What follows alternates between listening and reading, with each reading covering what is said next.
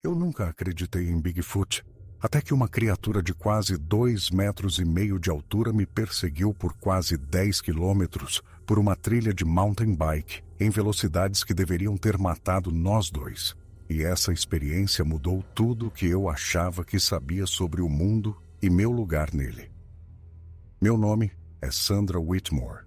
Tenho 48 anos e passei a maior parte da minha vida adulta sobre duas rodas, descendo encostas que a maioria das pessoas teria pavor só de olhar, quanto mais de pedalar. Fui piloto profissional de downhill nos anos 90, competindo em algumas das pistas mais desafiadoras e perigosas do planeta.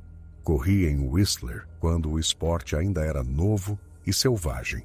Conquistei trilhas em Moab que deixaram homens feitos chorando e empurrando suas bicicletas de volta para baixo. E sobrevivi à infame pista kamikaze em Mammoth Mountain quando metade dos competidores caiu fora antes do primeiro checkpoint. Um acidente terrível em 1998, numa competição na Colômbia Britânica, encerrou minha carreira de piloto no espaço de 3 segundos que mudaram minha vida para sempre. O impacto estilhaçou minha clavícula em fragmentos que os cirurgiões tiveram que juntar como um quebra-cabeça. Quebrou 3 das minhas costelas tão feio que eu podia senti-las raspando uma na outra quando respirava.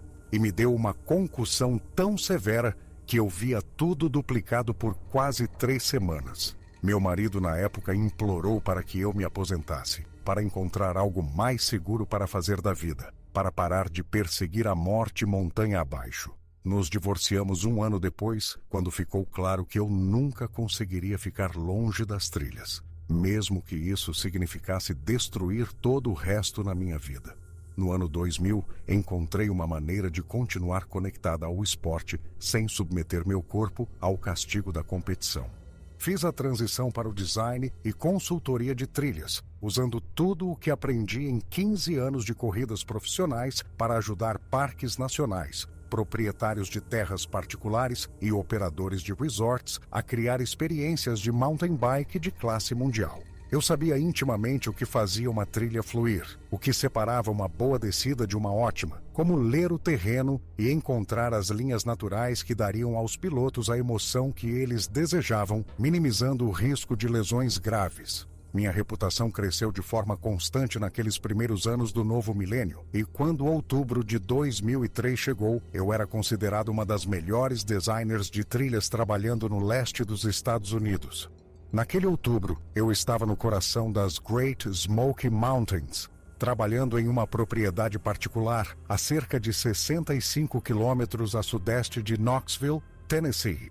Eu havia sido contratada por uma investidora rica, chamada Patricia Hayes, uma mulher que fez fortuna no desenvolvimento imobiliário durante o boom da construção civil do final dos anos 90 e início dos anos 2000.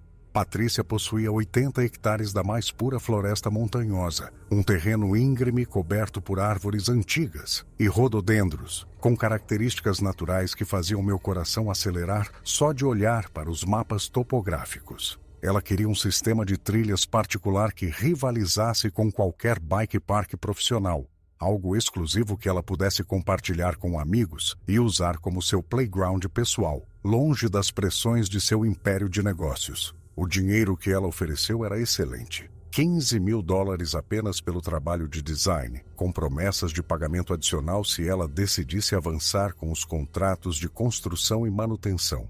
Mas, honestamente, eu teria aceitado o trabalho pela metade desse valor só para trabalhar com um terreno tão perfeito.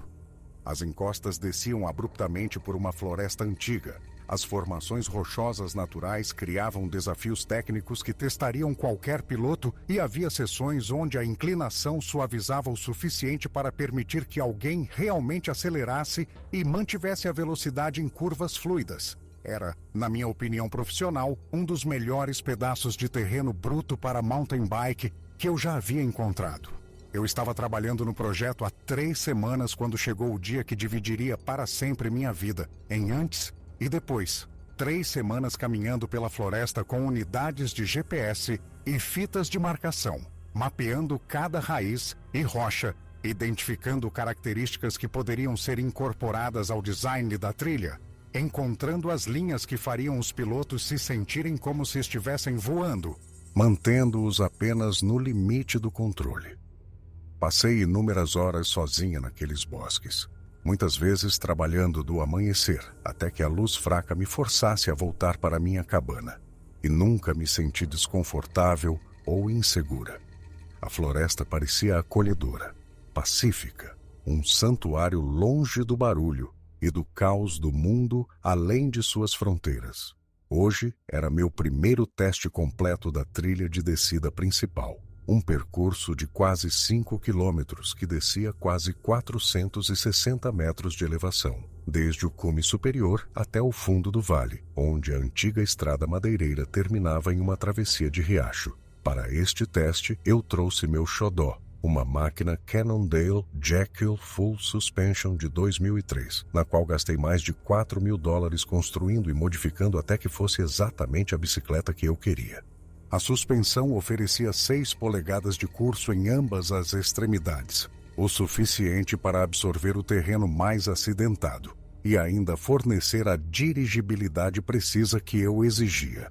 Os freios a disco hidráulicos podiam me parar em um piscar de olhos, mesmo em velocidade máxima, e cada componente, do guidão aos pedais, havia sido escolhido especificamente para o meu estilo e preferências de pilotagem.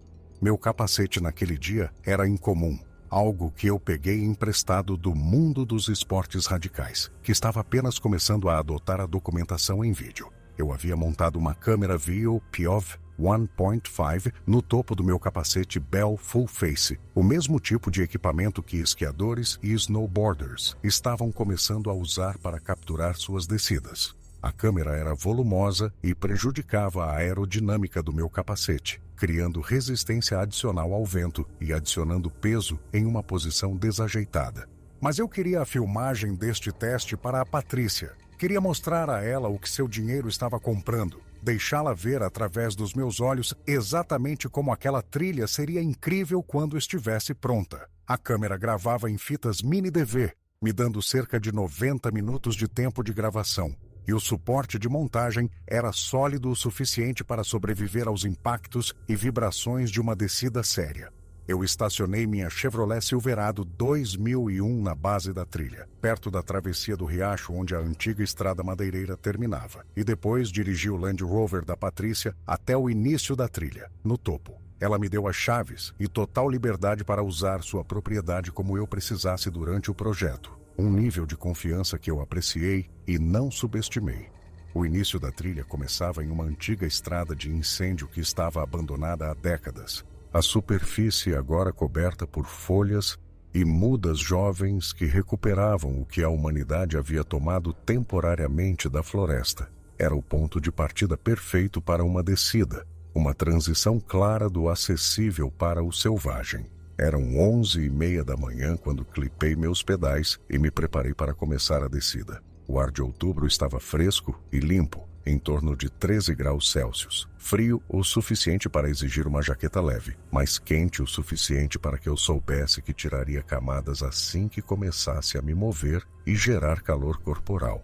A floresta ao meu redor estava viva com as cores do outono, uma exibição espetacular que nunca deixava de me comover. Não importava quantos outonos eu tivesse testemunhado em meus 48 anos. Os bordos haviam se tornado tons brilhantes de vermelho e laranja. As nogueiras brilhavam douradas sob a luz da manhã que se filtrava pela copa das árvores. E as sempre vivas cicutas forneciam um contraste escuro que fazia as cores parecerem ainda mais vibrantes em comparação. As condições da trilha estavam absolutamente perfeitas para pedalar. Havia chovido 2 dias antes, o suficiente para dar ao solo uma qualidade aderente que proporcionava excelente tração, sem criar a bagunça lamacenta que torna a pilotagem técnica traiçoeira. Liguei a câmera View, observei a luz vermelha de gravação piscar para confirmar que estava capturando imagens e comecei minha descida com uma familiar onda de antecipação crescendo no peito. A primeira sessão da trilha era o que nós da profissão chamamos de flow, uma série de curvas suaves com bermas que eu projetei especificamente como uma zona de aquecimento. As bermas foram construídas em ângulos que permitiam aos pilotos manter a velocidade enquanto permaneciam em perfeito controle, cada uma fluindo naturalmente para a próxima em um ritmo que parecia quase uma dança. Passei um dia inteiro construindo essas bermas à mão, moldando a terra e compactando-a até que cada uma estivesse exatamente na altura e ângulo que eu queria. Minha bicicleta zumbia sob mim enquanto eu entrava na primeira curva, a suspensão comprimindo levemente enquanto eu me inclinava na berma, sentindo aquela familiar onda de velocidade e controle que nunca envelheceu em 20 anos de pilotagem. Está ótimo, eu disse em voz alta, narrando para a câmera e para minha própria satisfação. A primeira sessão de bermas está perfeita. As transições são suaves. A aderência é excelente. Teremos alguns pilotos muito felizes nesta trilha. Continuei pela sessão de aquecimento, minha confiança crescendo a cada curva. A trilha estava se comportando exatamente como eu a projetei, respondendo aos meus comandos com a precisão e o feedback que separavam um bom design de trilha de um trabalho medíocre. Meus anos de experiência em corridas se traduziram diretamente na minha filosofia de design, uma compreensão do que a bicicleta queria fazer, do que o corpo do piloto precisava e de como moldar o terreno para acomodar ambos. O Rock Garden está chegando em 15 metros. Narrei enquanto me aproximava da primeira grande característica técnica. Esta era uma formação natural que eu havia incorporado ao design da trilha. Uma seção de 9 metros de pedras do tamanho de bolas de basquete que emergiam do chão da floresta, como a espinha de alguma criatura antiga enterrada. Navegá-la com sucesso exigia uma escolha precisa da linha, controle de velocidade adequado e o tempo certo para aliviar e pressionar o peso na bicicleta nos momentos exatos. Eu já tinha passado por ela 2 vezes durante a fase de design e sabia a linha que queria seguir. Se acertasse na velocidade e no ângulo certos, pareceria que a bicicleta estava flutuando sobre as rochas. Se errasse, você estaria tirando lascas de granito dos dentes e cuspindo sangue por uma semana. Escolhi minha linha, coloquei peso nos pedais para baixar meu centro de gravidade e deixei a bicicleta flutuar sob mim enquanto a roda dianteira beijava a primeira pedra. O impacto foi absorvido pela minha suspensão dianteira, transferindo um choque mínimo através dos meus braços enquanto a roda rolava por cima. A segunda pedra veio imediatamente depois. Depois a terceira, cada uma exigindo uma sutil mudança de peso e posição. Minhas mãos permaneceram soltas no guidão, permitindo que a bicicleta se movesse de forma independente, enquanto eu mantinha meu corpo centrado e equilibrado sobre o movimento central. Era uma dança que eu havia executado 10.000 vezes em 100 trilhas diferentes. A memória muscular assumindo o controle enquanto minha mente consciente observava com apreciação. Rock Garden passando limpo em velocidade. Anunciei ao passar pela última pedra, entrando na seção de step down agora. A trilha caía à minha frente, abrindo-se em uma queda vertical de 1,20 m que eu havia construído no design como um desafio de nível intermediário. Não era enorme para os padrões profissionais, não o tipo de coisa que sairia em capas de revistas ou geraria vídeos virais, mas era o suficiente para fazer o coração bater mais forte e separar os pilotos casuais daqueles que estavam prontos para se comprometer. Eu havia construído uma pequena rampa no topo da queda, uma elevação sutil que daria aos pilotos um pouco de impulso e os ajudaria a aterrissar suavemente se aproximassem na velocidade adequada. Atingi a rampa com a confiança nascida de inúmeras características semelhantes. Senti a bicicleta deixar o chão sob mim e mantive meu corpo centrado enquanto voava pelo ar por talvez 4,5 metros. A aterrissagem foi suave e controlada. Minha suspensão absorvendo o impacto com uma compressão satisfatória que quase não transferiu choque para o meu corpo. Eu estava sorrindo, dentro do meu capacete, sentindo aquela pura alegria que só vem ao fluir por uma trilha bem projetada em um dia perfeito de outono. Esta vai ser uma trilha incrível, pensei comigo mesma. A Patrícia vai adorar. foi quando vi o primeiro sinal de que algo estava profundamente errado com aquela manhã. De resto, perfeita. Havia pegadas na trilha à minha frente, pegadas frescas impressas na terra úmida, e não eram as pegadas de nenhum animal que eu já tivesse visto na vida. Não eram pegadas de veado, embora veados fossem comuns nessas montanhas. Não eram pegadas de alce ou de urso, nem as marcas de qualquer criatura que pertencesse a um guia de campo da vida selvagem do Tennessee. Eram pegadas impossivelmente enormes, facilmente o dobro do tamanho que até mesmo um homem muito grande deixaria com botas de trabalho. Apertei meus freios com força, diminuindo de cerca de 40 km por hora para quase parar, enquanto meu cérebro tentava processar o que meus olhos estavam vendo. Desclipei um pé e o coloquei na trilha, montada na minha bicicleta e encarando as pegadas com uma crescente sensação de desconforto que eu não conseguia explicar ou ignorar. Havia várias delas cruzando a trilha em ângulo, uma linha de pegadas maciças subindo a encosta em direção à floresta mais densa, onde moitas de rododendros criavam uma parede quase impenetrável de folhas verdes brilhantes. Meu primeiro pensamento, o pensamento racional que minha mente queria desesperadamente acreditar, era que alguém estava pregando uma peça elaborada. Pegadas falsas não eram incomuns em áreas com lendas do Bigfoot, e as montanhas Apalaches tinham sua cota de histórias sobre homens selvagens e gigantes da floresta. Todo ano, algum brincalhão com pés de madeira esculpidos ou botas modificadas criava pegadas falsas e deixava as estações de notícias locais animadas por alguns dias antes que a farsa fosse revelada. Mas essas pegadas pareciam erradas para serem falsas, erradas de maneiras que minha mente racional achava cada vez mais difíceis de descartar. Eram profundas, mostrando uma distribuição de peso significativa de uma criatura que devia ser enormemente pesada. Os dedos dos pés tinham uma separação distinta, 5 em cada pé, com o que pareciam ser cristas dérmicas visíveis na terra úmida.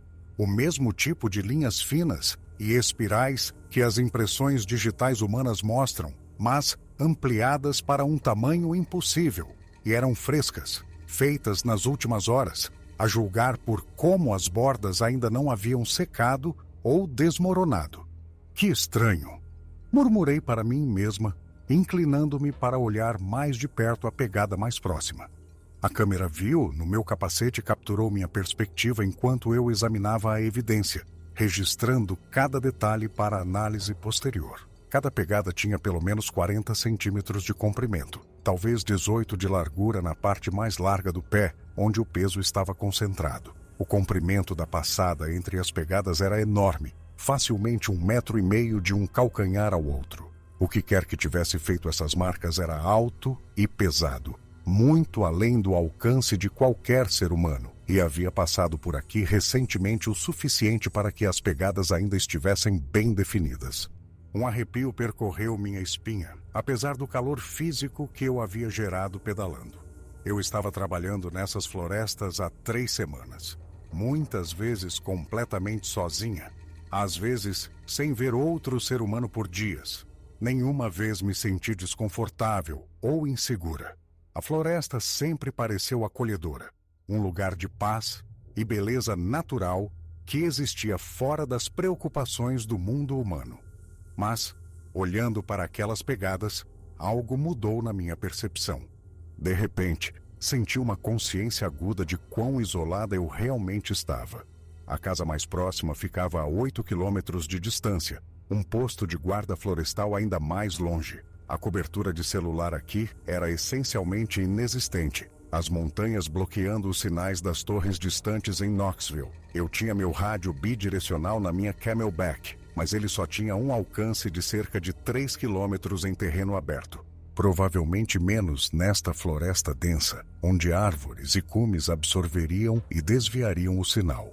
Levantei o olhar das pegadas, examinando a floresta onde as marcas desapareciam na vegetação rasteira. Samambaias densas e moitas de rododendros criavam uma parede verde que tornava a visibilidade além de 10 metros essencialmente impossível. Qualquer coisa poderia estar lá, me observando, e eu nunca saberia até que escolhesse se revelar. Provavelmente é só alguém brincando, eu disse em voz alta, tentando me convencer com o som da minha própria voz.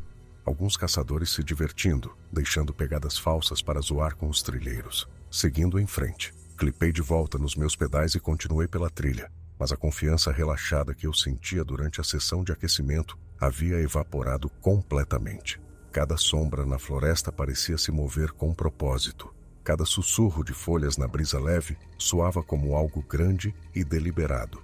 A diversão havia se esvaído da experiência, substituída por uma ansiedade de baixo nível que zumbia no meu peito como corrente elétrica. A trilha curvava para a esquerda, seguindo o contorno natural da encosta da montanha enquanto descia em direção ao vale. Eu havia projetado esta seção para ganhar velocidade gradualmente. Uma longa curva ampla que faria os pilotos atingirem quase 60 km por hora na saída, se confiassem na aderência e se inclinassem na curva. Mas mantive minha velocidade conservadora, ainda inquieta com aquelas pegadas impossíveis, sem vontade de forçar meus limites quando algo parecia tão fundamentalmente errado naquela manhã. Foi quando eu senti o cheiro. O odor me atingiu como uma força física, um fedor almiscarado e poderoso que sobrepujou até mesmo o cheiro limpo das folhas de outono e do solo da floresta. Cheirava a pelo de animal molhado misturado com vegetação em decomposição e algo mais que eu não conseguia identificar. Algo orgânico e primitivo que desencadeou reações no meu cérebro antes que minha mente consciente pudesse processar o que estava acontecendo. O cheiro era forte o suficiente para ser detectado mesmo em movimento, mesmo com o vento da minha passagem soprando no meu rosto, e estava ficando mais forte a cada metro que eu percorria. Algo profundo no meu cérebro, algum sistema de alerta antigo que precedia a linguagem e o pensamento racional, começou a gritar para eu dar meia volta. Perigo! Predador! Corra! Apertei meus freios com mais força, diminuindo para talvez 15 km por hora enquanto o cheiro continuava a se intensificar. Eu estava pedalando em direção ao que quer que estivesse criando aquele fedor, aproximando-me de algo que todos os meus instintos me diziam para evitar a todo custo. E então, eu ouvi um som vindo da floresta à minha direita, talvez a 12 metros da trilha, na densa vegetação rasteira. Algo grande estava se movendo entre os rododendros, não com o movimento cuidadoso e silencioso de um veado ou o arrastar cauteloso de um urso negro, mas com baques pesados e propositais que não mostravam nenhuma preocupação com a furtividade. Galhos estalaram, folhas farfalharam violentamente. As passadas eram tão pesadas que eu podia senti-las através dos meus pedais, vibrações viajando pela terra e entrando no quadro da minha bicicleta. Parei completamente, desclipando ambos os pés e ficando montada na minha bicicleta na trilha, com o coração martelando contra minhas costelas com tanta força que parecia que ia explodir pelo meu peito. Todos os meus instintos gritavam para eu dar meia volta, subir de volta pela trilha, ficar o mais longe possível daquele lugar. O movimento na floresta parou. O silêncio caiu sobre os bosques, uma ausência súbita e completa de som, que era mais aterrorizante do que qualquer barulho poderia ter sido. Os pássaros pararam de cantar. Os esquilos se calaram. Até os insetos pareciam ter pausado seu coro de fundo interminável. Era o mesmo silêncio opressivo e errado que se instala quando um predador entra na área, e toda pequena criatura com instintos de sobrevivência congela no lugar, esperando não ser notada, esperando sobreviver aos próximos minutos. Virei lentamente a cabeça na direção de onde tinha ouvido o movimento. Minha respiração soando impossivelmente alta, dentro do meu capacete. A câmera viu, no topo da minha cabeça estava gravando tudo. A lente apontando para onde quer que eu olhasse, capturando o que quer que eu estivesse prestes a ver. Através de uma brecha nas folhas de rododendro, talvez a 12 metros da trilha, eu o vi. Um rosto, parcialmente obscurecido pela folhagem e pela sombra, mas definitivamente um rosto, e estava olhando diretamente para mim com olhos que continham uma inteligência que eu nunca tinha visto em nenhum animal. Não era humano. As proporções estavam erradas de maneiras que fizeram meu cérebro lutar para processar o que eu estava vendo. O rosto era muito largo, muito achatado, com uma sobrancelha proeminente que se projetava sobre olhos fundos, como o crânio de algo de um museu de história natural. O nariz era largo e achatado, com narinas dilatadas, que pareciam estar ativamente farejando o ar. Mas também não era exatamente como o de um macaco, não um gorila ou chimpanzé, ou qualquer primata que eu já tivesse visto em zoológicos ou documentários. Era algo intermediário, algo que não deveria existir, algo que a parte racional da minha mente insistia que não poderia ser real. E era enorme. Mesmo agachado na vegetação rasteira, parcialmente escondido pela vegetação densa, eu podia dizer que essa coisa era maciça, além de qualquer coisa que eu pudesse imaginar. A cabeça sozinha era o dobro do tamanho de uma cabeça humana, talvez maior, e estava ligada a ombros tão largos que pareciam se estender além das bordas da minha visão periférica. Nós nos encaramos por talvez 3 segundos. 3 segundos que pareceram 3 horas, enquanto meu cérebro tentava desesperadamente processar o que meus olhos estavam vendo, e meu corpo lutava para decidir entre lutar, fugir ou congelar. Aqueles olhos, escuros e profundos, e cheios de uma inteligência calculista, se fixaram nos meus com uma intensidade que fez cada pelo do meu corpo se arrepiar. Então, ele se levantou. Os arbustos e samambaias que o estavam escondendo parcialmente foram subitamente afastados, enquanto a criatura se erguia em toda a sua altura. A vegetação se abrindo ao redor de sua forma maciça como água, fluindo ao redor de uma rocha. Pelo menos 2,30 metros de altura, provavelmente mais perto de 2,5, coberto da cabeça aos pés por um pelo marrom escuro que era emaranhado e áspero, e parecia nunca ter sido tocado por algo tão civilizado quanto uma escova.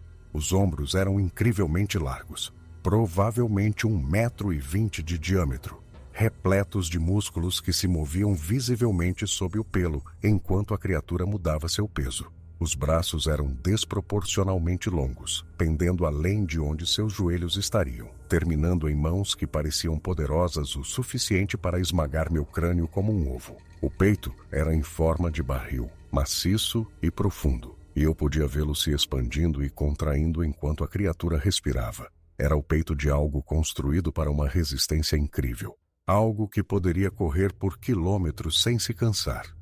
Algo que estava perfeitamente adaptado para sobreviver nessas montanhas antigas. Ele abriu a boca e fez um som que gelou o meu sangue nas veias. Um rugido, mas com uma qualidade quase humana. Camadas de tom e ressonância que nenhuma garganta de animal comum deveria ser capaz de produzir. Estava com raiva. Era agressivo. Estava me avisando que eu havia cometido um erro terrível ao vir aqui. Eu não pensei, não planejei. Simplesmente reagi com instintos que contornaram completamente minha mente consciente. Clipei e comecei a pedalar.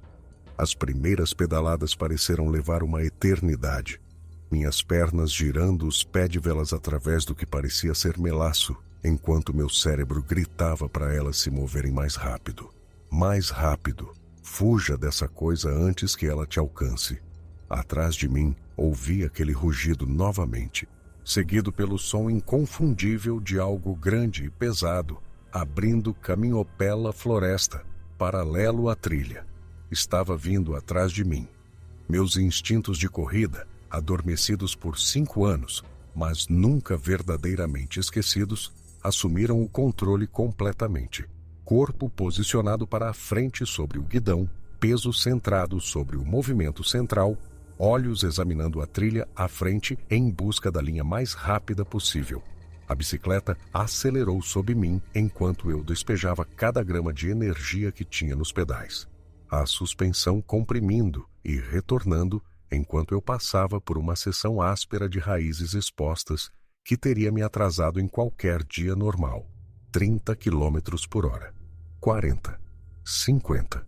Não era rápido o suficiente. Eu podia ouvi-lo mantendo o ritmo à minha direita, talvez a uns 20 metros dentro da floresta. Árvores e vegetação rasteira que eu precisaria navegar cuidadosamente a pé, escolhendo meu caminho e me abaixando sob os galhos. Essa coisa estava simplesmente passando por cima com uma facilidade aterrorizante. Galhos estalavam como tiros. O baque pesado de suas passadas vinha tão rápido e tão forte que eu podia sentir as vibrações através da superfície da trilha. A trilha mergulhava em uma descida íngreme à minha frente. Uma seção que eu havia projetado especificamente para permitir que os pilotos realmente acelerassem, usando a gravidade como aliada para ganhar velocidade em uma reta, antes da próxima característica técnica. Deixei a bicicleta correr, confiando na trilha que eu havia criado, confiando no meu equipamento, confiando em 20 anos de experiência que me ensinaram exatamente até onde eu podia forçar os limites. 60 quilômetros por hora. 70. Minhas mãos agarravam o guidão com tanta força que meus nós dos dedos estavam brancos dentro das luvas. Os tendões dos meus antebraços queimando de esforço e adrenalina. A câmera viu no meu capacete estava capturando tudo. A trilha correndo para me encontrar.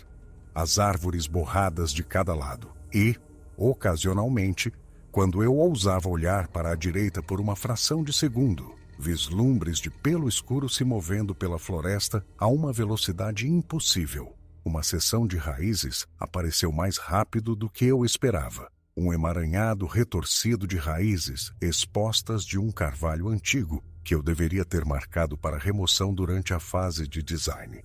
Sem tempo para sutilezas. Bati nela em velocidade máxima, a bicicleta empinando debaixo de mim como um ser vivo tentando derrubar seu cavaleiro. Minha roda traseira saiu do chão, o impacto ameaçando me jogar por cima do guidão em um acidente que terminaria essa perseguição da pior maneira possível. Lutei com a bicicleta, forçando a roda dianteira de volta para baixo, as pernas absorvendo o caos com os joelhos flexionados enquanto meus braços permaneciam soltos o suficiente para deixar o guidão se mover de forma independente. Instintos de sobrevivência aprimorados por centenas de acidentes me mantiveram em pé quando a física dizia que eu deveria ter caído. Consegui passar, ainda em movimento, ainda viva. A trilha curvava para a esquerda à frente. Uma berma inclinada que passei 2 dias inteiros construindo à mão, moldando e compactando a terra, até que estivesse exatamente no raio e ângulo que eu queria. Inclinei-me com força, confiando na aderência, carregando a velocidade máxima pela curva. As forças G me pressionaram contra a bicicleta, o mundo se inclinando para o lado enquanto eu empurrava os limites da tração e do equilíbrio. Por um momento, o som da perseguição diminuiu. A curva me deu alguns segundos de separação. A criatura forçada a ajustar seu ângulo, enquanto eu seguia o caminho eficiente da trilha. Então a trilha se endireitou, e eu o ouvi novamente. Mais perto agora, muito mais perto. Ele havia cortado o caminho enquanto eu seguia a curva, antecipando onde eu estaria, em vez de perseguir onde eu tinha estado. Estava aprendendo meu percurso, prevendo meus movimentos, usando a inteligência para diminuir a distância que minha velocidade havia criado. Inteligente. Essa coisa era terrivelmente inteligente. Vamos, murmurei com os dentes cerrados, pedalando com força por uma seção mais plana, onde a gravidade não estava mais me ajudando. Meus pulmões queimavam de esforço, a frequência cardíaca disparando para além de qualquer coisa que eu já havia experimentado, mesmo nos meus dias de corrida. Isso não era como uma competição, onde você se poupa durante uma corrida de 3 minutos, conservando energia para as sessões mais importantes. Isso era velocidade máxima, sem preocupação com a conservação, sem pensar além da próxima curva, do próximo segundo. Ou eu escaparia ou não. Não havia meio termo, nem estratégia, nem plano, além da pura e desesperada fuga. A trilha desceu novamente, mais íngreme desta vez. Uma seção que eu havia chamado de A Escadaria do Diabo, em minhas anotações de design. 40 graus de inclinação por quase 60 metros. Técnica e perigosa. O tipo de inclinação que faria a maioria dos pilotos frear com força, tentando não ganhar uma velocidade que não pudessem controlar. Deixei a bicicleta correr completamente, usando cada centímetro da largura da trilha, encontrando a linha mais suave através do caos de rochas, raízes e solo solto. 80 km por hora. 90. Nessa velocidade, um erro significava, na melhor das hipóteses, ossos quebrados. Na pior, a morte. Uma pedra que eu não visse, uma raiz que prendesse minha roda. Um momento de distração, e eu estaria capotando montanha abaixo com nada, além da física e da sorte, determinando se eu sobreviveria. Mas a alternativa, deixar aquela coisa me pegar, não era uma opção que eu pudesse me dar ao luxo de considerar. Atrás de mim, os sons de batidas haviam parado. Por um momento glorioso, permiti-me ter esperança. Talvez eu o tivesse despistado. Talvez a velocidade tivesse sido demais, o terreno muito difícil, a perseguição muito exigente mesmo para algo tão poderoso. Talvez tivesse desistido. Então, eu o vi à minha frente. De alguma forma, impossivelmente, ele tinha chegado na minha frente. Talvez a uns 50 metros descendo a trilha. Parado bem no meio do caminho, aquela estrutura maciça bloqueando minha rota como uma parede de músculo e pelo. Tinha os braços abertos, fazendo-se parecer ainda maior do que já era. Claramente tentando me encurralar, cortar minha fuga. Me forçar a tomar uma decisão, sem tempo para pensar. Puro instinto. Desviei bruscamente para a direita, saindo completamente da trilha e me chocando contra a vegetação rasteira a 65 km por hora. Galhos de rododendro chicotearam minhas pernas através das minhas calças de ciclismo. Um galho de louro pegou meu ombro e me girou de lado, quase me arrancando da bicicleta. Lutei pelo equilíbrio, pelo controle, para manter as rodas se movendo para frente em um terreno que nenhuma pessoa sã jamais tentaria percorrer. Eu estava fora da trilha agora, em floresta virgem, sem caminho claro, sem linha a seguir, sem ideia do que estava à minha frente além do próximo tronco de árvore. Isso era loucura. Era assim que se quebrava a bicicleta, ou o pescoço, ou ambos, mas eu não tinha escolha. A criatura rugiu novamente, tão perto agora que eu podia sentir o som vibrar na minha caixa torácica. 6 metros atrás de mim, talvez menos. Eu podia ouvir sua respiração, áspera e poderosa. Podia sentir aquele almíscar avassalador, mesmo em meio ao caos do meu próprio medo. Zigue-zagueei entre as árvores, a bicicleta respondendo a cada comando desesperado das minhas mãos e do meu corpo. Anos pedalando em terrenos técnicos eram as únicas coisas que me mantinham viva. Instintos tão profundamente enraizados que operavam sem pensamento consciente. Uma brecha entre duas cicutas enormes, mal mais larga que meu guidão. Passei por ela sem tocar em nenhum dos lados, a casca arranhando os nós dos meus dedos através das luvas. Um tronco caído à frente, talvez com 1 metro de altura, coberto de musgo e fungos, sem tempo para contornar, sem opção a não ser seguir em frente. Bati de frente, levantando a roda dianteira com um puxão violento dos meus braços. Depois, levantando a roda traseira com um pulo que usou o impulso e a posição do corpo. Consegui passar de alguma forma, aterrissando com força do outro lado com minha suspensão, dando fim de curso com um clangor metálico que não soava nada bem. Arrisquei um olhar para trás. A criatura simplesmente saltou sobre o tronco em um movimento fluido, aquele corpo maciço navegando pelo ar como se não pesasse nada, aterrissando e continuando imediatamente sua perseguição sem sequer quebrar o ritmo. Um humano teria dificuldade para escalar um obstáculo como aquele. Essa coisa o superou como se estivesse pisando em uma rachadura na calçada. Meu pneu dianteiro atingiu uma raiz escondida e a bicicleta tentou me derrubar, o guidão sacudindo violentamente para um lado. Lutei com tudo que tinha. Permaneci em cima. Continuei em movimento. Um cipó prendeu minha câmera vil e quase a arrancou do meu capacete. O suporte de montagem se esforçando contra a força. O suporte aguentou, mas a câmera torceu, agora apontando para o lado em vez de para a frente. Não importava. Nada importava, exceto fugir. À frente, vi uma clareira nas árvores. Mais luz se infiltrando pela copa. A trilha. De alguma forma, por sorte, instinto ou intervenção divina, eu havia circulado de volta em direção ao caminho projetado, encontrei onde ele curvava para encontrar minha trajetória caótica pela floresta. Mirei nele, saí da vegetação rasteira e senti meus pneus atingirem a superfície familiar de terra batida. A bicicleta parecia errada agora. Algo havia acontecido durante aquele pesadelo fora da trilha. A suspensão traseira estava fazendo um som de clique que nunca havia feito antes. Uma queixa metálica que sugeria que algo estava danificado ou quebrado. Eu não tinha tempo para me preocupar com isso. Apenas continuei pedalando. Apenas continuei em movimento. Esta seção da trilha apresentava uma série de saltos tipo mesa que eu havia projetado para pilotos avançados. 3 seguidos, cada um maior que o anterior, construídos para dar aos pilotos experientes a chance de pegar ar em um ambiente controlado.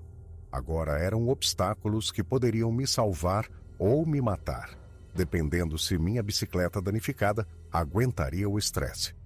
O primeiro salto apareceu rápido.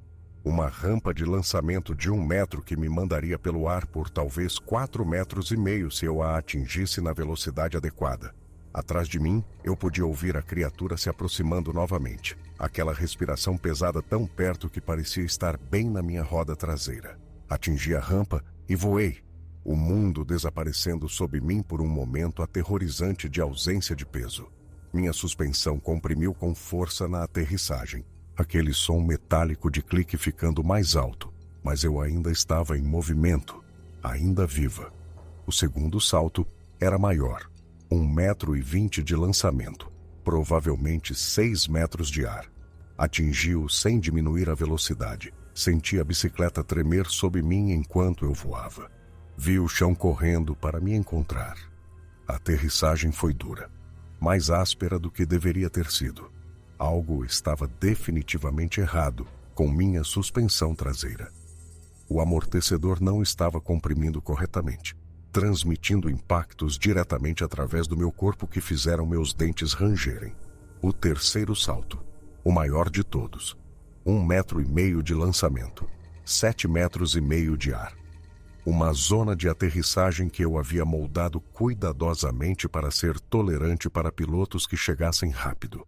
Atingi-o sabendo que algo poderia quebrar, sabendo que eu poderia não conseguir, e voei pelo ar com a floresta se tornando um borrão em ambos os lados. A aterrissagem foi brutal. Minha suspensão traseira entrou em colapso completo com o impacto. Os componentes danificados finalmente cedendo. Senti a roda traseira travar. Ouvi metal raspando contra metal em algum lugar da linkagem. A bicicleta derrapou violentamente tentando me derrubar. Mas de alguma forma eu permaneci em cima. De alguma forma, a mantive em pé por tempo suficiente para recuperar o controle. Mas o dano estava feito. A bicicleta estava morrendo sob mim. A parte traseira balançando a cada pedalada. A suspensão fazendo sons que nenhum componente saudável deveria fazer. Eu tinha talvez algumas centenas de metros antes que algo catastrófico falhasse e me deixasse presa na floresta com aquela coisa me caçando. A trilha à frente apresentava uma ponte de madeira que eu mesma havia construído, atravessando um riacho de 4,5 metros de largura que cortava a encosta. A ponte era de construção sólida, madeira tratada sob pressão, classificada para suportar o peso e o impacto de bicicletas aterrissando nela, após um pequeno salto que precedia a travessia. Mas nunca havia sido testada contra algo do tamanho e peso do que estava me perseguindo. Atingi o salto, voei pelo ar, aterrissei na ponte. A madeira ressoou sob meu impacto como um bumbo, a estrutura flexionando de maneiras que me deixaram nervosa, mesmo sob meu peso relativamente modesto. Minha suspensão danificada deu fim de curso completamente, o pneu traseiro realmente batendo na parte de baixo do selim, mas eu consegui atravessar e continuei. Atrás de mim, Ouvi a criatura alcançar a ponte. A madeira gemeu sob um peso para o qual nunca fora projetada. O som de madeira se partindo, parafusos se soltando, juntas se separando sob forças que excediam todas as especificações para as quais eu a havia construído. Arrisquei um olhar para trás. A criatura estava do outro lado do riacho. A ponte não havia desabado completamente, mas o dano era grave o suficiente para que a criatura não confiasse em sua estabilidade. Ela ficou ali, o peito arfando de esforço, me observando me afastar com aqueles olhos escuros e inteligentes. Por um momento, nossos olhares se cruzaram à distância, e eu poderia jurar que vi algo naqueles olhos. Não raiva, não fome, algo completamente diferente. Reconhecimento, talvez. Respeito. Um reconhecimento do que eu havia feito, do esforço que fiz para sobreviver, da habilidade e determinação que me mantiveram à frente de algo que deveria ter me alcançado quilômetros atrás. Então fiz uma curva e ela desapareceu de vista. Continuei pedalando, esperando ouvir a perseguição recomeçar, mas a floresta atrás de mim havia se silenciado. Os únicos sons eram minha própria respiração torturada, meu coração martelando e as queixas moribundas da minha bicicleta. Quebrada. Eu havia escapado. Por enquanto, pelo menos, eu havia escapado. Não diminuí a velocidade por mais 1,5 km. Não consegui. Mesmo enquanto meu corpo gritava por descanso e minha bicicleta ameaçava se desintegrar sob mim. Cada sombra parecia aquela forma maciça. Cada som era outra criatura abrindo caminho pela vegetação rasteira. Meu sistema estava inundado com tanta adrenalina que eu não conseguia aceitar que o perigo imediato havia passado.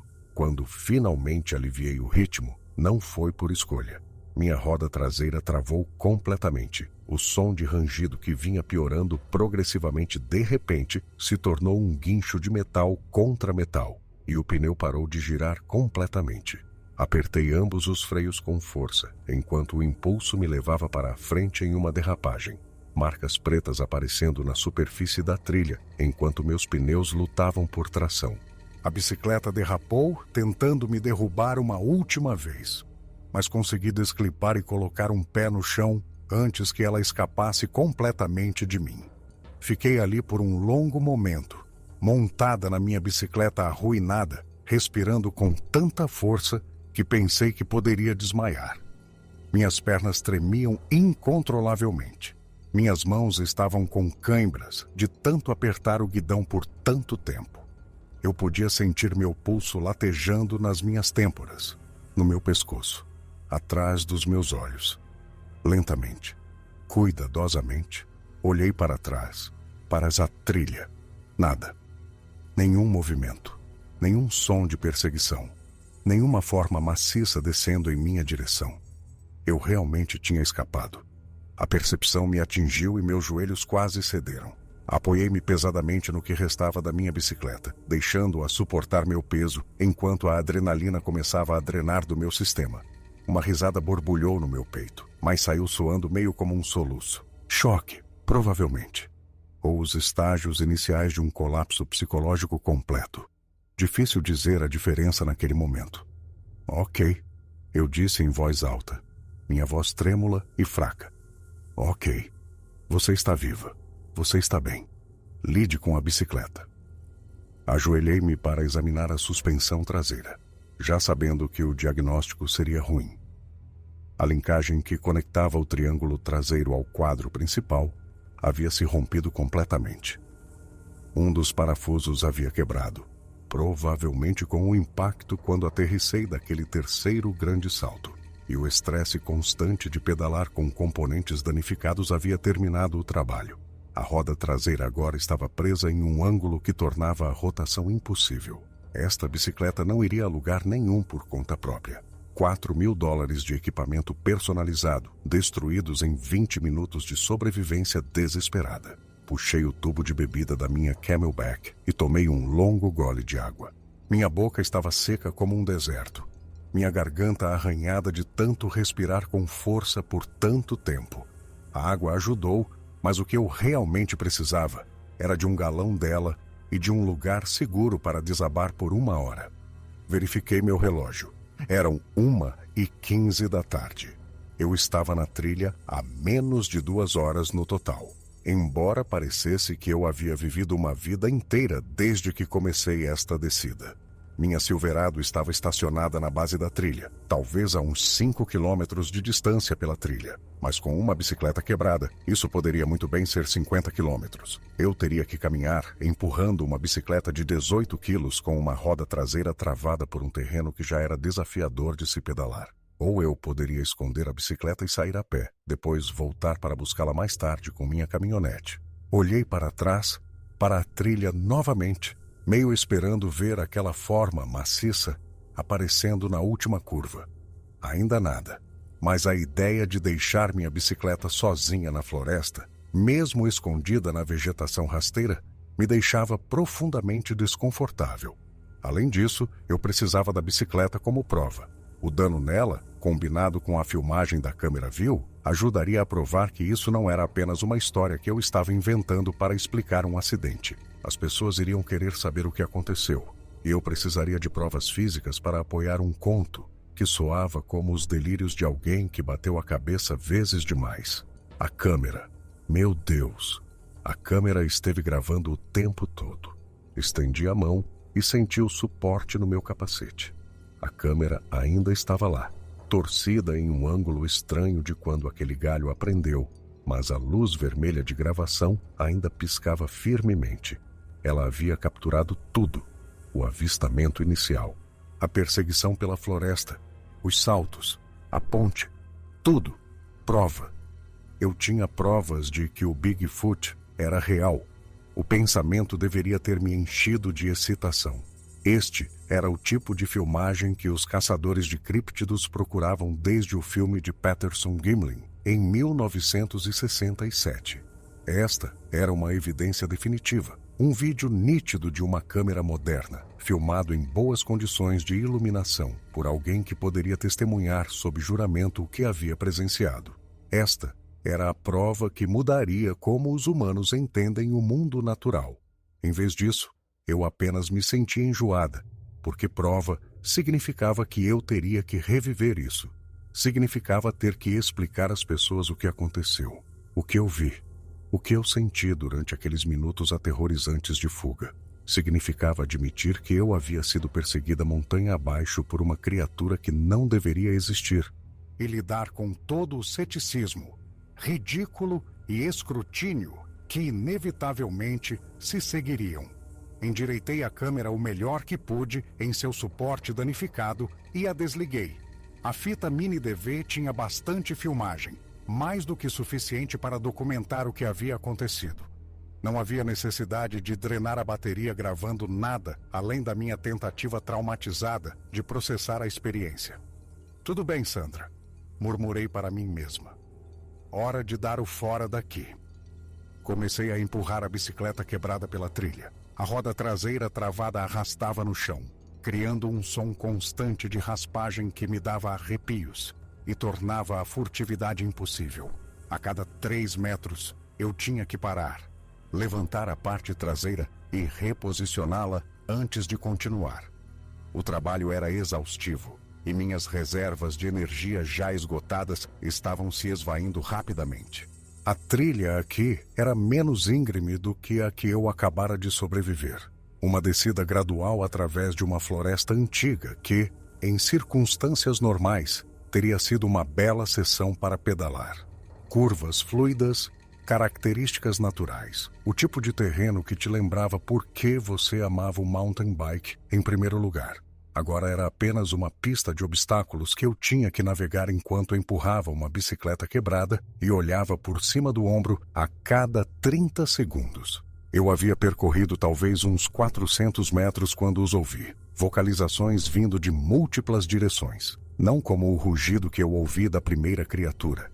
Eram mais baixas, mais complexas. Uma série de pios, grunhidos e o que quase soava como cliques. E eles estavam respondendo uns aos outros. Um chamado da encosta acima, à minha esquerda. Uma resposta da encosta abaixo, à minha direita. um terceiro de algum lugar atrás de mim. Eles estavam se coordenando, se comunicando, usando alguma forma de linguagem ou sistema de sinalização para rastrear minha posição e compartilhar informações. Havia mais de um deles, e eles estavam me cercando. Abandonei a bicicleta imediatamente, deixando-a cair na trilha com um estrondo que ecoou pela floresta. Desclipei minha Camelback e peguei apenas o essencial: garrafa de água, rádio bidirecional, multiferramenta, e a câmera viu que arranquei do suporte do capacete e enfiei no compartimento principal da mochila. Eu não deixaria aquilo para trás. Não importava o que acontecesse. Os chamados vieram novamente, mais próximos agora. Eu podia ouvir movimento na floresta em múltiplos lados, passadas pesadas se aproximando de diferentes direções. Eles estavam se aproximando. Comecei a correr, não pela trilha.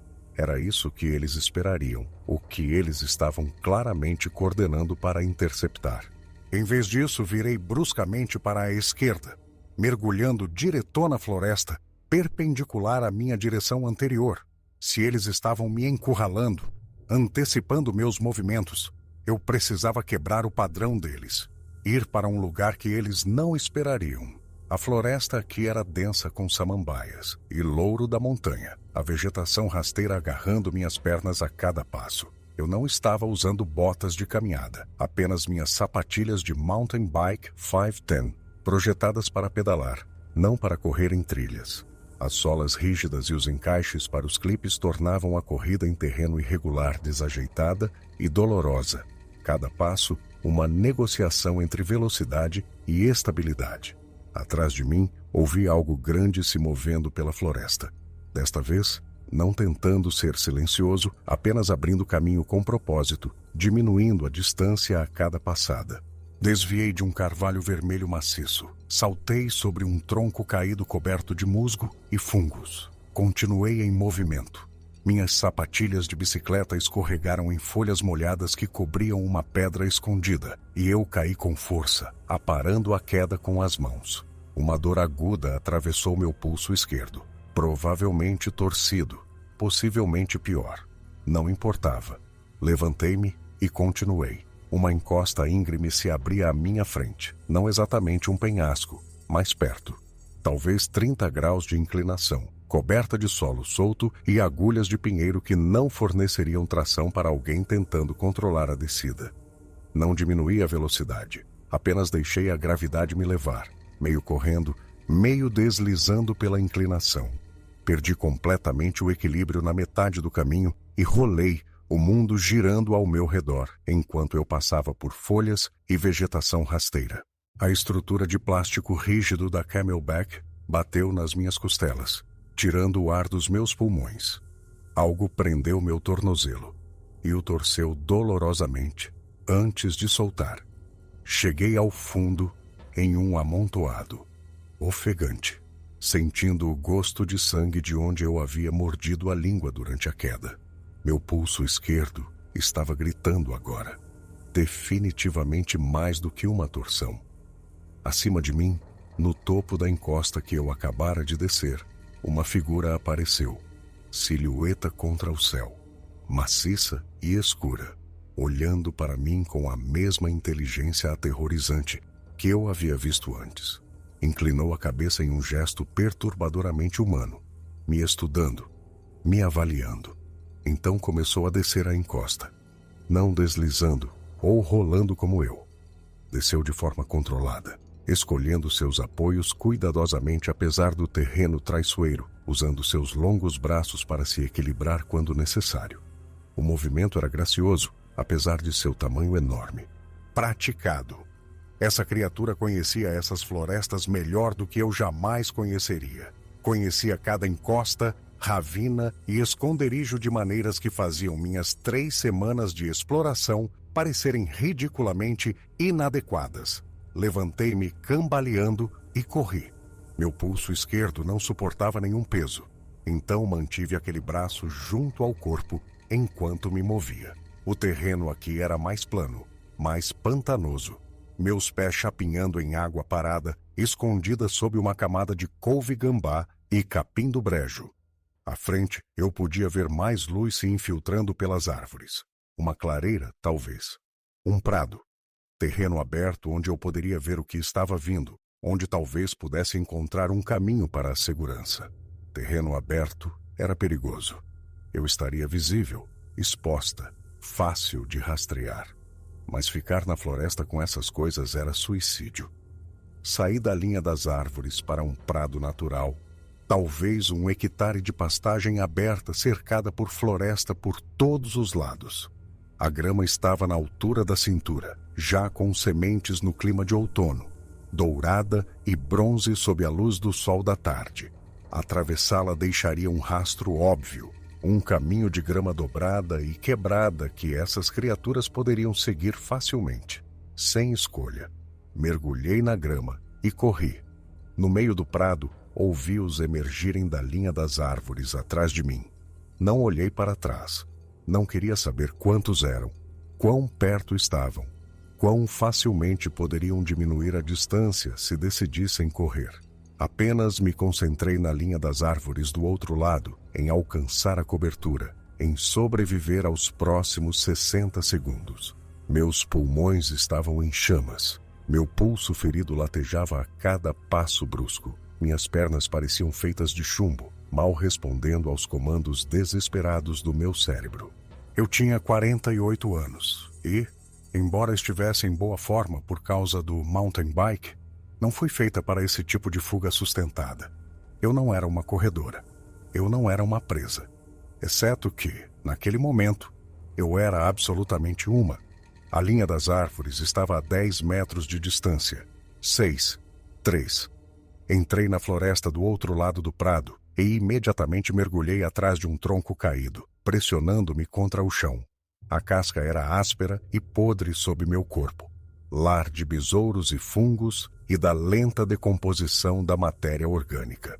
Minha respiração era tão alta que eu tinha certeza de que eles podiam ouvi-la do outro lado do prado. Coloquei minha mão boa sobre a boca, tentando abafar o som, tentando me tornar invisível pela pura força de vontade. Através de uma fresta na casca podre, eu podia ver o prado. 3 deles haviam emergido da floresta por onde eu entrei na clareira. O maior, o que eu encontrei primeiro na trilha, tinha pelo menos 2,35 metros de altura. Os outros 2 eram menores, talvez 2,13 e 2,8, mas menor era inteiramente relativo. Todos os 3 eram maciços, poderosos, movendo-se com um propósito coordenado que sugeria inteligência e comunicação, além de qualquer coisa que a ciência atribuísse aos animais. Eles pararam na beira do prado, olhando para o caminho que eu deixei na grama. O maior fez uma vocalização, aquela série complexa de sons que eu ouvi antes. Um dos outros respondeu da mesma forma, um padrão diferente de pios e cliques que claramente significava algo. Eles estavam falando sobre mim, sobre para onde eu tinha ido, sobre o que fazer a seguir. O maior levantou um braço e apontou diretamente para onde eu estava escondida. Meu coração parou. Eles sabiam exatamente onde eu estava. Provavelmente podiam sentir meu cheiro de lá. Provavelmente podiam ouvir meu pulso acelerado e minha respiração aterrorizada. Mas eles não me perseguiram. Em vez disso, o maior fez outra vocalização, algo que soou quase como um comando. Então, os 3 se viraram e voltaram para a floresta de onde haviam saído. Em segundos, eles desapareceram completamente, deixando apenas a grama balançando para marcar sua passagem. Fiquei atrás daquele tronco por 10 minutos inteiros, sem me mover, mal respirando, esperando que a armadilha se fechasse. Isso tinha que ser um truque. Eles estavam circulando, cortando minhas rotas de fuga, se posicionando para uma emboscada que acabaria com minha fuga de uma vez por todas. Mas nada aconteceu. A floresta ao meu redor gradualmente voltou à vida. Os pássaros começaram a cantar novamente. Primeiro um, depois vários, depois um coro inteiro de chamados do final da tarde. Um esquilo tagarelava em algum lugar acima, repreendendo algo ou nada. Até os insetos retomaram seu ruído de fundo, o zumbido constante da vida que eu não havia notado até que sua ausência tornou o silêncio aterrorizante. Eles tinham ido embora. Realmente ido embora. Por quê? A pergunta me corroía enquanto eu finalmente me forçava a me mover, a me levantar de trás do tronco com as pernas trêmulas que mal sustentavam o meu peso. Eles me tinham. Eu estava exausta, ferida, perdida em uma floresta que eu não conhecia. Eles poderiam ter terminado essa perseguição quando quisessem, poderiam ter me pegado e feito o que quer que pretendessem fazer. Mas eles escolheram não fazer, da mesma forma que o primeiro escolheu não me pegar na trilha quando claramente tinha a velocidade e a força para fazê-lo. A forma como eles me encurralaram em vez de atacar, a forma como se comunicaram e coordenaram, mas nunca se aproximaram para o abate. Eles não estavam tentando me matar, estavam tentando fazer outra coisa. Me afastar, me avisar, me manter fora de algum território que eu havia violado sem saber. Me testar de alguma forma que eu não entendia. Eu não tinha respostas. Apenas mais perguntas e uma certeza crescente de que tudo o que eu sempre pensei que entendia sobre o mundo natural estava fundamentalmente errado. Peguei meu rádio bidirecional e o liguei com minha mão boa. Estática sibilou do alto-falante, mas por baixo eu podia ouvir vozes fracas. Eu estava no limite do alcance do rádio. O sinal fraco, mas presente. Aqui é Sandra Whitmore, eu disse no rádio, minha voz falhando de exaustão e medo. Eu estou em uma propriedade particular a aproximadamente 5 quilômetros ao norte do início da trilha de Walker Ridge. Preciso de ajuda. Repito, preciso de ajuda. Minha bicicleta está inutilizada e estou ferida. Alguém pode me ouvir? Estática. Então, fracamente, interrompido por interferência e distância. Câmbio. Whitmore. Posição. Confirme. Estou a 5 quilômetros ao norte de Walker Ridge. Repeti, falando devagar e claramente. Pulso ferido, possivelmente torcido ou quebrado. Minha mountain bike está abandonada na trilha com a linkagem traseira quebrada. Preciso de ajuda para sair. Mais estática. Então. Câmbio. Whitmore. Guardas. Despachados. Marque. Posição. O sinal estava falhando muito, mas a mensagem foi clara o suficiente. A ajuda estava a caminho. Eu só precisava ficar viva o tempo suficiente para que ela chegasse. Encontrei um local relativamente aberto perto da borda do prado, onde eu poderia ser vista de cima se enviassem um helicóptero, embora eu duvidasse que se dariam ao trabalho por algo assim. Mas provavelmente enviariam guardas florestais a pé ou em quadriciclos, seguindo as trilhas em que eu estava trabalhando há 3 semanas. Eles conheciam esta área. Eles poderiam me encontrar. Sentei-me com as costas contra um enorme tulipeiro. Meu pulso ferido apoiado contra o peito. O rádio bidirecional agarrado na minha mão boa e meus olhos constantemente examinando a floresta ao meu redor. A espera foi agonizante. Cada farfalhar de folhas fazia meu coração disparar. Cada sombra que se movia na minha visão periférica me fazia estremecer. Cada estalo de um galho soava como passos se aproximando pela vegetação rasteira. Verifiquei meu relógio obsessivamente. 1h45. 2 horas. 2h15. Quanto tempo levava para caminhar 5 quilômetros em terreno florestal acidentado? Mesmo guardas experientes deveriam ser capazes de cobrir essa distância em menos de 1 hora. Mas cada minuto parecia 10. Cada segundo se estendendo até a eternidade enquanto eu estava sentada, indefesa e ferida, em uma floresta que não parecia mais acolhedora. Às 2h23, ouvi vozes. Vozes humanas. O som mais bonito que eu já ouvi em meus 48 anos neste planeta. Whitmore. Sandra Whitmore. Uma voz masculina chamando de algum lugar em costa abaixo, ecoando pelas árvores com uma autoridade bem-vinda. Aqui! Gritei de volta, minha voz falhando. Estou aqui, fora da trilha, uns 50 metros a oeste. 2 guardas florestais emergiram da linha das árvores alguns minutos depois. O primeiro era um homem na casa dos 30, em forma e com aparência capaz, com cabelo escuro cortado curto em um estilo prático. Sua identificação dizia Rivera. A segunda era uma mulher mais jovem, talvez com 25 anos, com cabelo ruivo preso em um rabo de cavalo e sardas no nariz. Sua identificação dizia Patterson. Senhora Whitmore? Perguntou Rivera, aproximando-se com um kit de primeiros socorros já aberto. Recebemos sua chamada. Qual é a sua situação? Pulso esquerdo, eu disse, levantando-o para a inspeção. Havia inchado para quase o dobro do seu tamanho normal e estava ficando com uma cor feia de roxo-preto que sugeria danos internos significativos. Provavelmente quebrado. Alguns arranhões e contusões, mas consigo andar. O que aconteceu? Perguntou Patterson, tirando uma garrafa de água e me entregando. Sua mensagem de rádio disse que sua bicicleta estava inutilizada. Tomei um longo gole, ganhando alguns segundos para pensar. O que eu ia dizer a eles?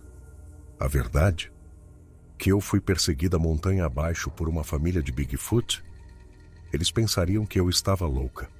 Pior, pensariam que eu estava mentindo para encobrir minha própria estupidez, indo rápido demais e caindo, quebrando minha bicicleta e meu pulso, e depois inventando uma história para evitar o constrangimento de admitir que eu simplesmente cometi um erro. Eu estava testando uma trilha que projetei. Eu disse cuidadosamente, escolhendo minhas palavras com precisão deliberada. Encontrei algo na trilha. Algo grande. Isso me assustou e tomei algumas decisões ruins como resultado. Forcei demais. Corri riscos que não deveria ter corrido. Algo grande? Perguntou Rivera, seu tom profissionalmente neutro, mas seus olhos se aguçando com interesse. Que tipo de algo? Urso? Honestamente não sei. Eu só vi brevemente. Escuro. Grande. Movendo-se pela floresta mais rápido do que qualquer coisa que eu já vi. Ele e Patterson trocaram um olhar que eu não conseguia interpretar.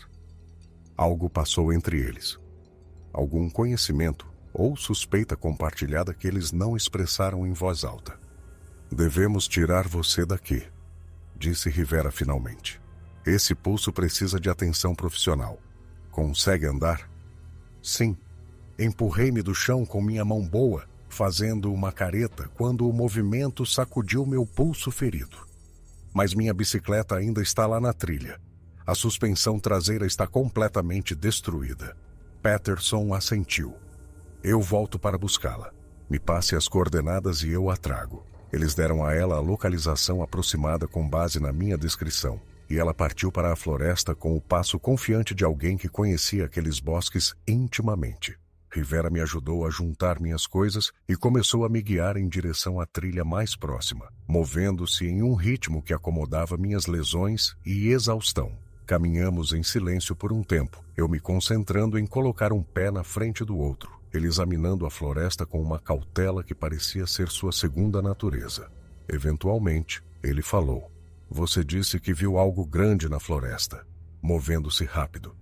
Isso mesmo. Você não é a primeira pessoa a relatar algo assim nessas montanhas. Recebemos chamadas às vezes. Trilheiros, caçadores, campistas.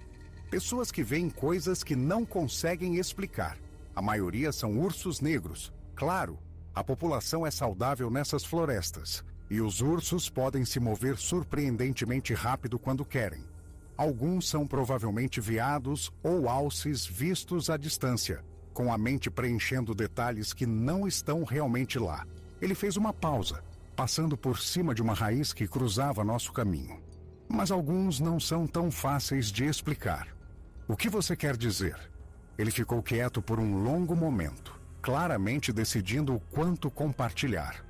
Trabalho nessas florestas há 12 anos. Comecei como funcionário sazonal logo depois da faculdade e fui subindo. Nesse tempo, vi coisas que não se encaixam em nenhum guia de campo. Ouvi sons à noite que nenhum animal conhecido faz. Encontrei pegadas que não correspondem a nada no registro científico. A maioria dos guardas tem histórias semelhantes se você os fizer falar depois de algumas bebidas. Não as relatamos oficialmente porque não queremos acabar em tabloides ou virar motivo de piada. Mas as histórias existem. Você já viu algo diretamente? Algo que não fosse um urso, ou um veado, ou um truque de luz? Ele parou de andar e se virou para me encarar. Sua expressão era séria. Uma vez, cerca de 5 anos atrás, eu estava fazendo uma patrulha solo perto de Looking Glass Rock. Era de manhã cedo, logo após o amanhecer. A luz entrando pelas árvores naquele ângulo dourado, que faz tudo parecer um pouco irreal. Encontrei pegadas em lama macia perto de um riacho, pegadas descalças, mas enormes. Facilmente 43 centímetros de comprimento. O comprimento da passada era de mais de 1,80 m. O que você achou que eram? Eu não sei. Ele disse. E essa é a resposta oficial também. Desconhecido. Nós as documentamos, tiramos fotografias e medições, arquivamos um relatório. Nada resultou disso. A comunidade científica não tem um quadro para lidar com evidências que não se encaixam em categorias estabelecidas. Mas eu sei o que vi. Aquelas não eram pegadas de urso. Não eram pegadas humanas. Eram outra coisa. Começamos a andar novamente, ambos perdidos em nossos próprios pensamentos.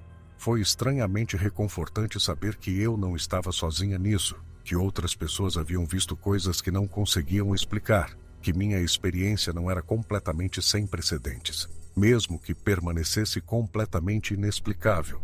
Patterson nos alcançou cerca de 20 minutos depois, empurrando minha bicicleta quebrada pela floresta. Ela já havia examinado o dano.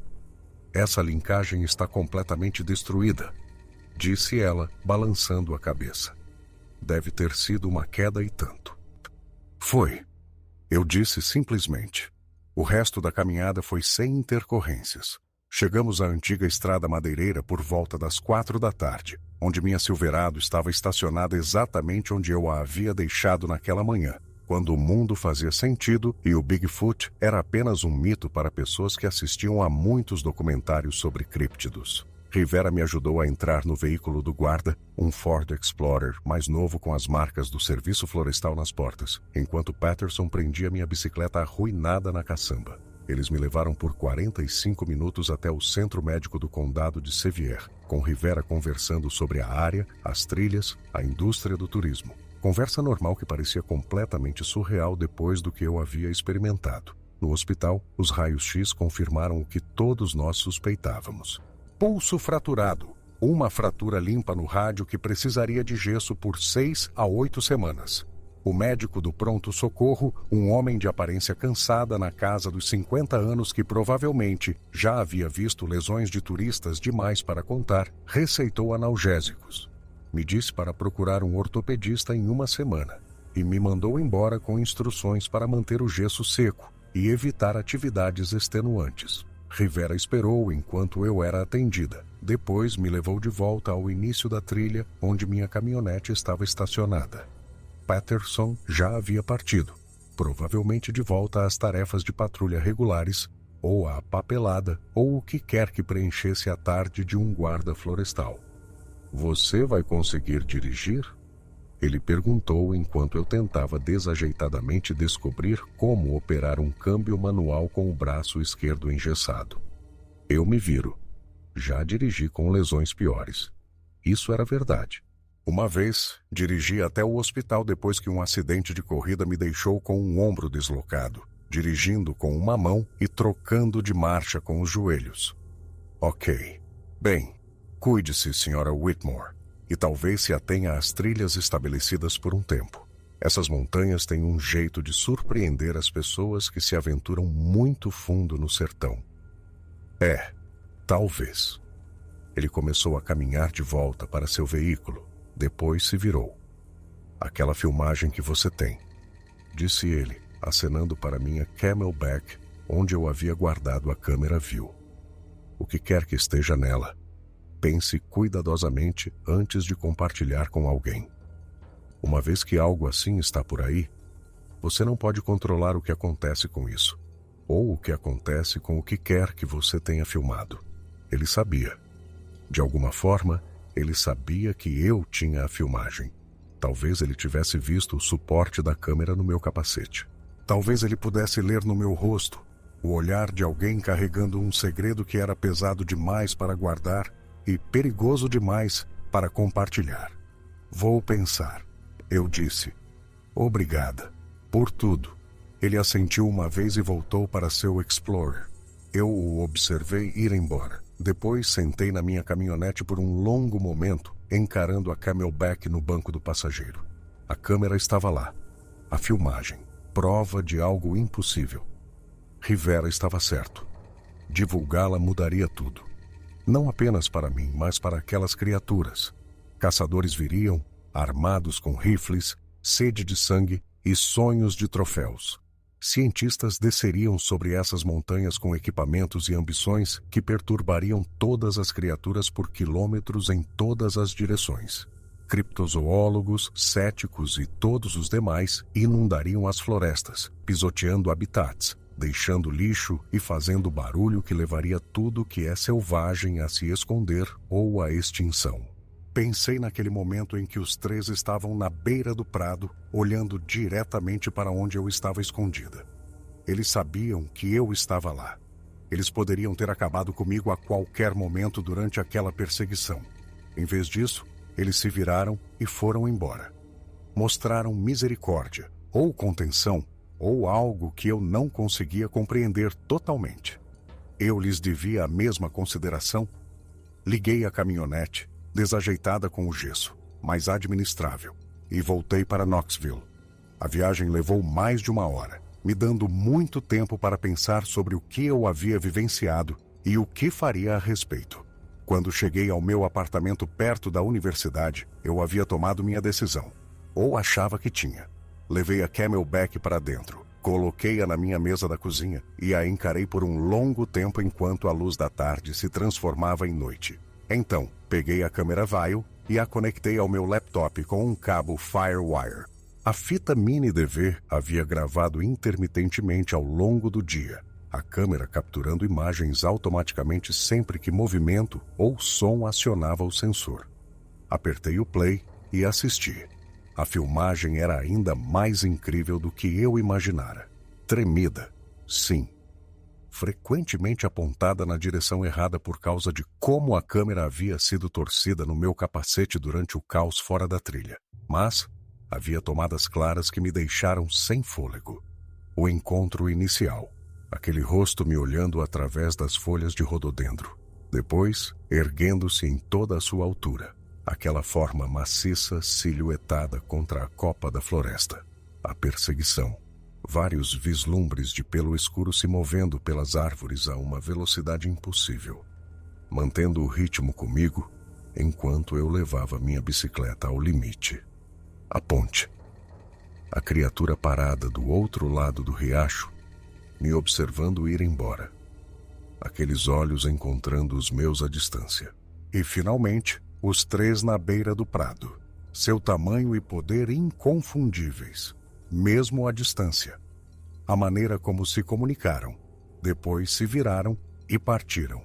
Isso não era uma filmagem embaçada e ambígua como o filme de Patterson Gimlin, de 1967. Era um vídeo moderno e nítido, filmado em boas condições de iluminação, com múltiplos ângulos e sequências estendidas que mostravam essas criaturas se movendo e interagindo, de maneiras que nenhuma pessoa razoável poderia descartar como uma farsa ou identificação errada. Isso era a prova, e eu não tinha a menor ideia do que fazer com ela. Meu telefone tocou, me fazendo pular tanto que quase derrubei o laptop da mesa. Verifiquei o identificador de chamadas. Patrícia Reis, minha cliente. Atendi no 3º toque. Sandra, como foi o teste? Você conseguiu uma boa filmagem para mim? Olhei para a imagem pausada na tela do meu laptop. Uma das criaturas congelada no meio da passada, seu rosto parcialmente visível, enquanto se virava para a câmera. Sim, eu disse lentamente. Eu consegui uma filmagem, mas precisamos conversar sobre o projeto. Isso não soa bem. A trilha em si é incrível. Tecnicamente, é um dos meus melhores trabalhos. Mas, Patrícia, não acho que você deva abri-la ao público. Pelo menos não da forma como planejamos originalmente. Silêncio do outro lado da linha. Então, você pode explicar por quê? Como eu explicaria isso? Como eu diria a uma empresária racional e lógica que sua propriedade era o lar de criaturas que a ciência insistia que não existiam? Que abrir suas terras para ciclistas de montanha perturbaria algo antigo e desconhecido que vivia nessas florestas há mais tempo do que os humanos existiam neste continente? A vida selvagem em sua propriedade. Eu disse cuidadosamente. Vida selvagem sensível. Rara. Abrir a trilha para uso intenso poderia perturbá-los, possivelmente afastá-los. Ou pior, que tipo de vida selvagem? Estamos falando de ursos. Temos ursos por toda parte nessas montanhas. Ou são corujas pintadas? Algo em extinção que traria os reguladores federais para cima de mim? Não posso dizer especificamente, mas Patrícia confia em mim. Sua propriedade é especial. O que está lá precisa ser protegido, não transformado em um bike park. Outra longa pausa. Então, você está falando sério sobre isso? Completamente séria. Certo, me mande o que você tem. Vou analisar e conversaremos. Mas, Sandra, eu tenho muito dinheiro investido neste projeto. Se vamos cancelá-lo, preciso de um motivo muito bom. Você terá um. Prometi. Desligamos, e eu fiquei encarando a tela do laptop por um longo tempo. O que eu ia mandar para ela? A filmagem completa? Parte dela? Nada dela? O responsável seria mostrar a ela tudo. Deixá-la tomar uma decisão informada sobre sua própria propriedade com base em informações completas. Mas responsável com quem? Com a Patrícia? Com a ciência? Com o direito do público de saber sobre a existência de uma espécie que permaneceu escondida por milênios? Ou com 3 criaturas que mostraram mais contenção e inteligência do que a maioria dos humanos que eu conhecia? Que escolheram a misericórdia quando a violência teria sido muito mais fácil? Pensei nisso por um longo tempo. Então comecei a editar a filmagem. Trabalhei até às 3 da manhã. Meus olhos ardendo de tanto olhar para a tela do laptop. Meu pulso fraturado latejando, apesar dos analgésicos que o hospital me dera. O software de edição que eu usava era básico. Apenas o Adobe Premiere de alguns anos antes, mas era o suficiente para o que eu precisava fazer. Criei 2 versões. A primeira versão era para a Patrícia. Mostrava a trilha em si, as características técnicas que eu havia projetado. As sessões de flow, os saltos e os rock gardens. Mostrava minha pilotagem, a forma como a trilha se comportava, a beleza natural da floresta em que eu estava trabalhando há 3 semanas. Mas cada tomada que mostrava as criaturas, eu cortei. Cada vocalização que ouvi na faixa de áudio, eu silenciei ou cobri com sons ambientes da natureza. O que restou foi um vídeo de demonstração de trilha perfeitamente profissional que, por acaso, terminava comigo dizendo que havia encontrado vida selvagem perigosa e recomendando que o projeto fosse arquivado indefinidamente. A segunda versão era completa. Tudo. O avistamento inicial, a perseguição, a fuga pela floresta, os 3 na beira do prado. Eu a renderizei para uma nova fita mini DV e depois fiz uma segunda cópia. Uma foi para um cofre à prova de fogo que eu mantinha no meu armário. A outra eu embalei cuidadosamente em um envelope acolchoado sem endereço de remetente. Mas não a enviei para lugar nenhum. Ainda não.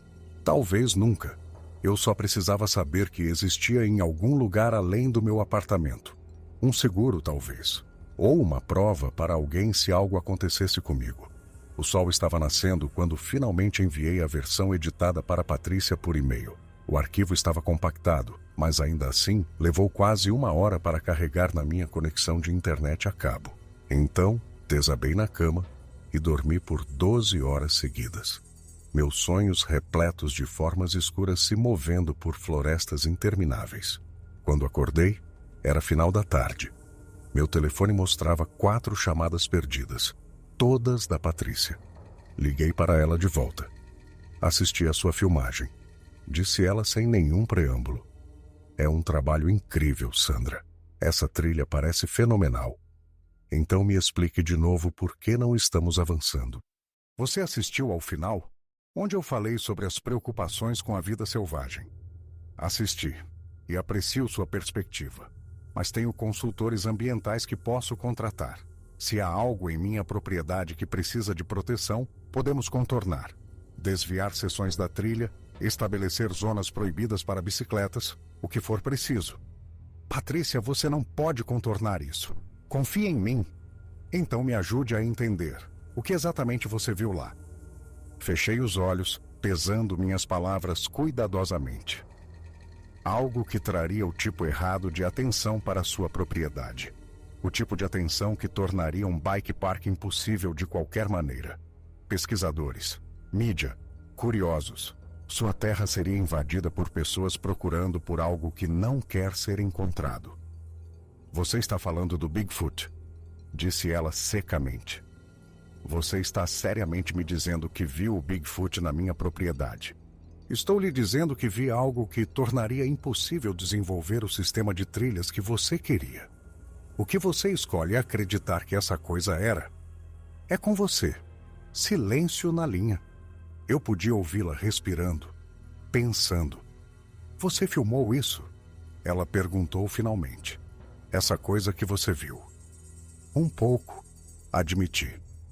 Mas não nítido o suficiente para ser definitivo. Principalmente apenas formas na floresta. Sons, sombras. Nada que resistiria a um escrutínio sério. A mentira saiu mais fácil do que eu esperava. Eu quero ver. Não. Sandra, eu estou te pagando. Tenho o direito de saber o que está na sua filmagem. Você está me pagando pelo design e consultoria de trilhas. Estou lhe dando ambos. Minha consulta profissional é que este projeto deve ser abandonado. A trilha existe. Você pode percorrê-la privadamente se quiser, mas abri-la ao público seria um erro. Para você, para a Terra e para o que quer que esteja vivendo nela. Outra longa pausa. Então, surpreendentemente, ela riu. Não zombando, algo diferente. Quase aliviada. Quer saber? Ok. Talvez isso seja um sinal. Meu marido está no meu pé sobre este projeto desde o primeiro dia. Diz que estou tendo uma crise de meia-idade, tentando reviver minha juventude através de hobbies caros em vez de aceitar minha idade com elegância. Talvez ele esteja certo. Ela suspirou. Tudo bem, Sandra. Projeto cancelado. Enviarei seu pagamento final até o final da semana. Mas quero que saiba que acho que você está louca. É justo, eu disse. E provavelmente preciso. Desligamos, e senti um peso sair dos meus ombros. Um problema resolvido. A trilha permaneceria privada, essencialmente abandonada. Patrícia poderia percorrê-la ocasionalmente quando visitasse a propriedade, mas sem manutenção regular, seria gradualmente recuperada pela floresta. As criaturas teriam seu território de volta. Mas ainda restava a questão da filmagem. O que fazer com algo que poderia mudar a forma como a humanidade entendia o mundo? Passei a semana seguinte me recuperando. Meu pulso sarava lentamente em seu gesso. O osso se consolidando enquanto eu ficava no meu apartamento tentando processar o que havia acontecido. Eu não podia pedalar. Não podia trabalhar. Mal conseguia funcionar com uma mão. Isso me deu tempo demais para pensar. Assisti à filmagem completa dezenas de vezes, estudando cada quadro, procurando por detalhes que eu poderia ter perdido no caos da experiência. Quanto mais eu assistia, mais eu notava a maneira como as criaturas se moviam, coordenadas, propositais, mas não agressivas da maneira que um predador seria agressivo com uma presa. As vocalizações que claramente serviam como comunicação entre elas. Sons diferentes para propósitos diferentes. Algo que funcionava como linguagem, mesmo que não fosse linguagem no sentido humano. Aquele momento em que o maior apontou para onde eu estava escondida, depois se virou e foi embora. Uma escolha deliberada. Uma decisão que exigia algo mais do que instinto. Eles não estavam me caçando.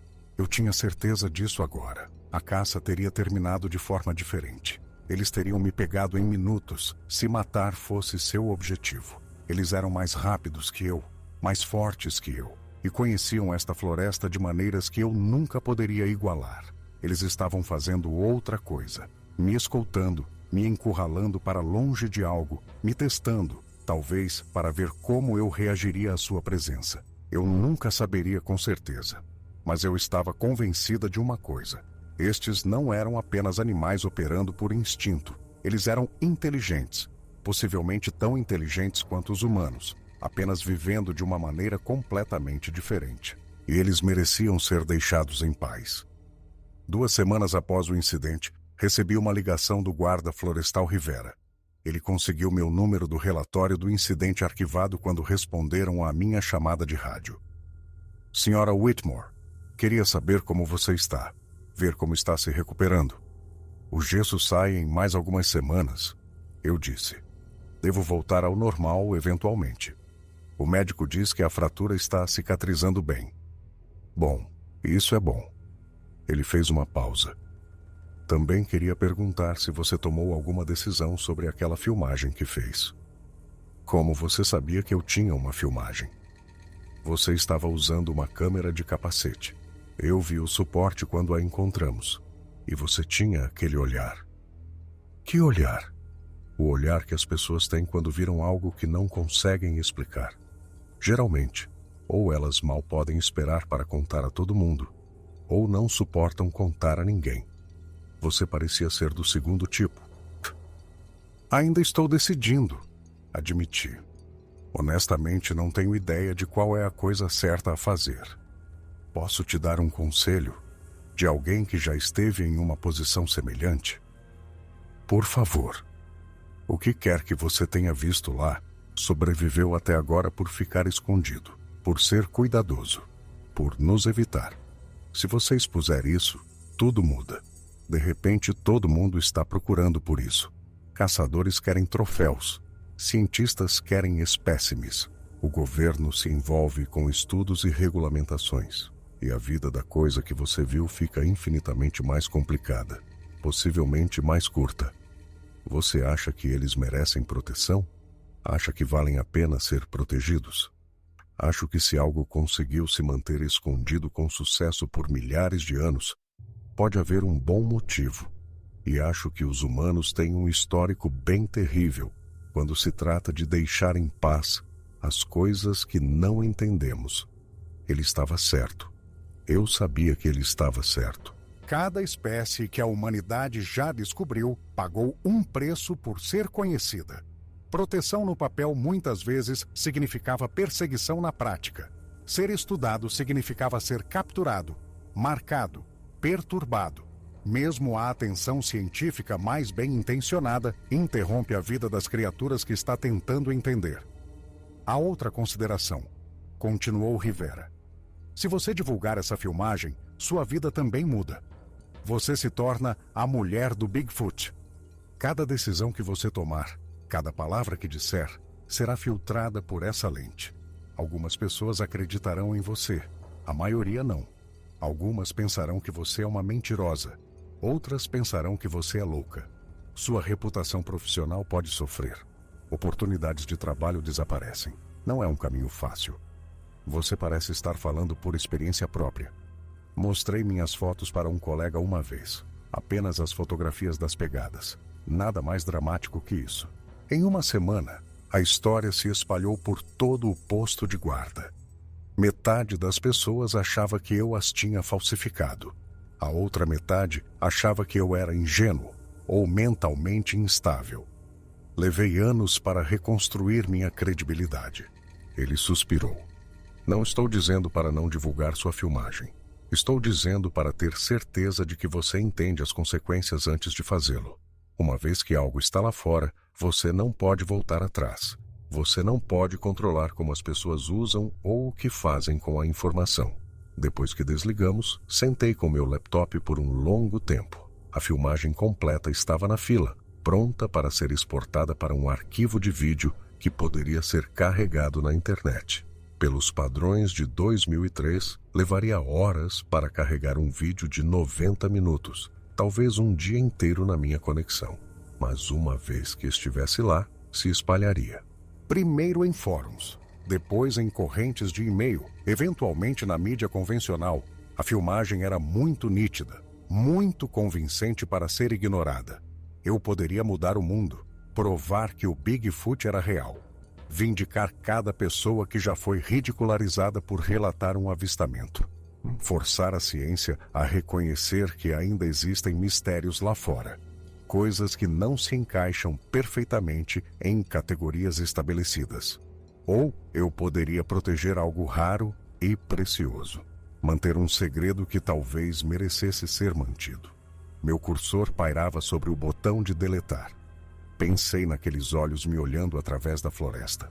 A inteligência que eu vi ali. A contenção.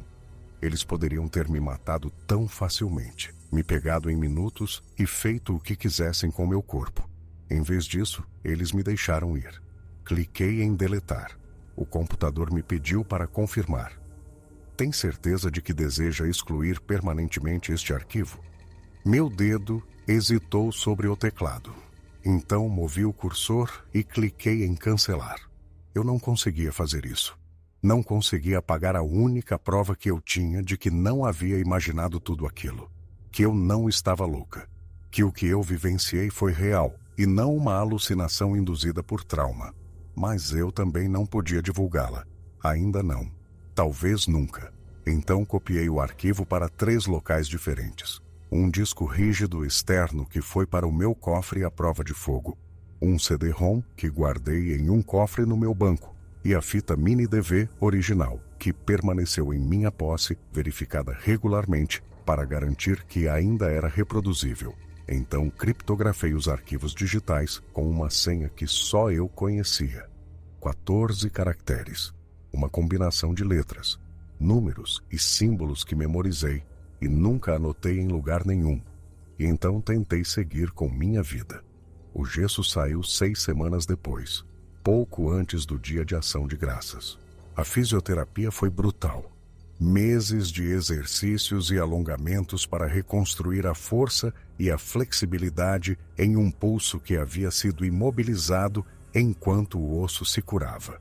Mas eu persisti, comparecendo a todas as consultas, fazendo meus exercícios em casa mesmo, quando eram dolorosos e frustrantes. Na primavera de 2004, eu tinha recuperado a maior parte da força da minha mão. Eu podia andar de bicicleta novamente, embora o pulso nunca mais tenha sido o mesmo de antes. Pequenas pontadas de dor quando o tempo mudava. Rigidez pela manhã que levava 1 hora para passar. Os pequenos lembretes diários do que havia acontecido naquele dia de outubro. Aceitei contratos menores depois disso. Nada muito remoto. Nada que exigisse trabalho solo em áreas remotas onde a ajuda estava a horas de distância e os celulares eram inúteis. Eu dizia a mim mesma que era por causa do pulso, por ser prática à medida que envelhecia e meu corpo se tornava menos tolerante a erros. Mas eu sabia a verdade. Aquelas florestas haviam mudado para mim. Não eram mais playgrounds seguros, lugares onde eu podia me perder na alegria de pedalar e esquecer todo o resto da minha vida. Eram o lar de algo antigo e desconhecido. Algo que me mostrou misericórdia quando a violência teria sido muito mais fácil. E eu era apenas uma visitante que havia passado da conta. Nunca mais voltei à propriedade de Patrícia nas Smokies. Nunca mais a contatei sobre a trilha que eu havia projetado com tanto cuidado. Aquela trilha permaneceu abandonada, desaparecendo gradualmente sob o novo crescimento, e as folhas caídas enquanto a floresta recuperava o que eu havia moldado temporariamente. Às vezes me pergunto se as criaturas a usam, se caminham pelas bermas e rock gardens que eu construí, se acham minha intrusão humana estranha, ameaçadora ou simplesmente irrelevante. Às vezes, eu via notícias sobre avistamentos de Bigfoot. Fotografias granuladas que não mostravam nada definitivo. Farsas óbvias, feitas por pessoas tentando lucrar com o mistério. Relatos sinceros de trilheiros assustados que viram algo que não conseguiam explicar. Cada vez, uma parte de mim queria se apresentar, mostrar minha filmagem e resolver a questão de uma vez por todas. Mas eu nunca o fiz, porque Rivera estava certo. Alguns segredos merecem ser guardados. Alguns mistérios são melhores quando não resolvidos. Os anos se passaram. 2004 se tornou 2005, depois 2006. A tecnologia que capturou minha experiência se tornou obsoleta quase da noite para o dia. A câmera View POV que eu usei foi descontinuada, substituída por GoPros e outras câmeras de ação com melhor qualidade e formatos menores. As fitas mini DV deram lugar ao armazenamento digital. O mundo seguiu em frente para novos gadgets, novos padrões e novas maneiras de documentar tudo. Mas eu nunca esqueci aquele dia de outubro de 2003. Nunca esqueci o som de algo maciço abrindo caminho pela floresta atrás de mim. Nunca esqueci aqueles olhos me observando das sombras com uma inteligência que igualava ou excedia a minha. Nunca esqueci o momento em que percebi que o mundo era mais estranho e mais maravilhoso do que eu jamais imaginara. Mantive a filmagem segura. Verificava-a a cada poucos meses para garantir que os arquivos ainda estivessem legíveis, que a fita ainda fosse reproduzível. Transferi as cópias digitais para formatos de armazenamento mais novos à medida que a tecnologia evoluía. Minha apólice de seguro contra a dúvida. Minha prova de que eu não estava louca, de que realmente aconteceu. Em 2010, 7 anos após o incidente, recebi um pacote pelo correio, sem endereço de remetente, postado de uma pequena cidade no Tennessee, da qual eu nunca tinha ouvido falar. Dentro, havia um recorte de jornal de um jornal regional, datado de 2 semanas antes.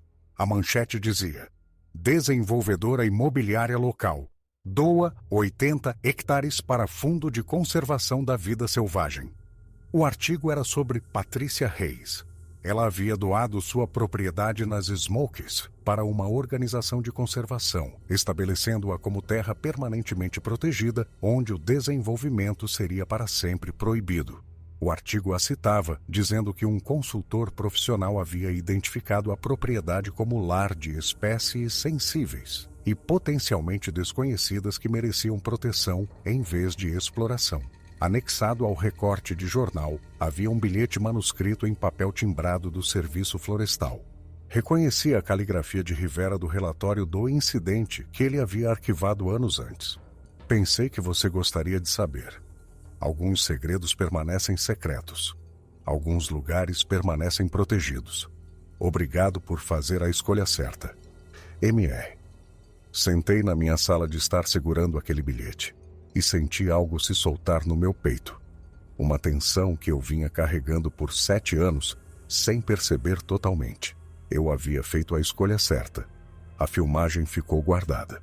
Meu segredo ficou seguro. E em algum lugar naquelas florestas protegidas, uma família de criaturas que não deveriam existir, continuava suas vidas, não perturbada pelos humanos que nunca saberiam que estavam lá. Tenho 61 anos agora, enquanto escrevo isto, em 2016. Meus dias de mountain bike estão praticamente para trás. O pulso nunca se recuperou totalmente, e minha coragem também não. Ainda trabalho como consultora ocasionalmente, mas apenas em trilhas estabelecidas em parques desenvolvidos, nunca em novos projetos em locais remotos, onde eu possa me encontrar sozinha com o desconhecido.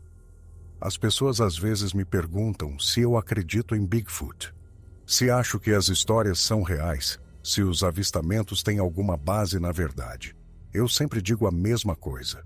Eu acredito que as florestas estão cheias de mistérios, e alguns deles são melhores quando não resolvidos. Eles geralmente riem, pensando que estou sendo filosófica ou poética, falando em metáforas sobre o valor de preservar a natureza selvagem e manter um senso de maravilha sobre o mundo natural. Eles não sabem que estou sendo absolutamente literal. Eu nunca acreditei em Bigfoot até outubro de 2003. Quando 3 deles me perseguiram montanha abaixo na minha bicicleta, e depois escolheram me deixar viver. Essa experiência mudou tudo. Mudou como eu via o mundo, como eu entendia meu lugar nele, como eu pensava sobre o que era possível e o que era impossível. A filmagem ainda existe.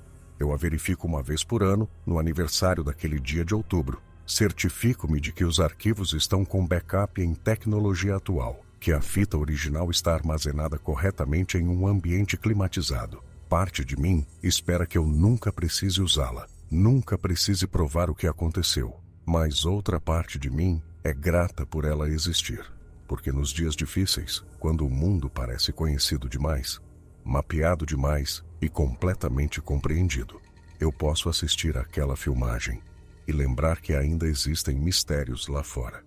Lugares selvagens que não foram totalmente explorados.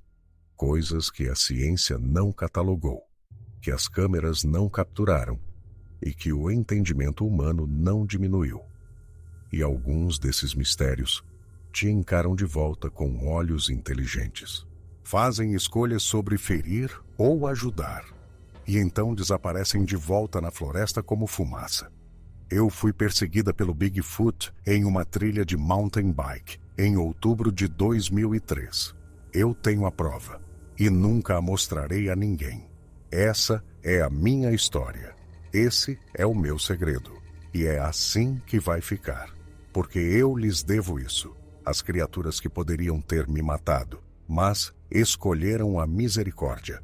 As criaturas que sobreviveram por tanto tempo, se escondendo, sendo mais espertas que nós, sabendo quando se revelar e quando desaparecer. Eu nunca acreditei em Bigfoot, mas o Bigfoot acreditou que valia a pena me poupar.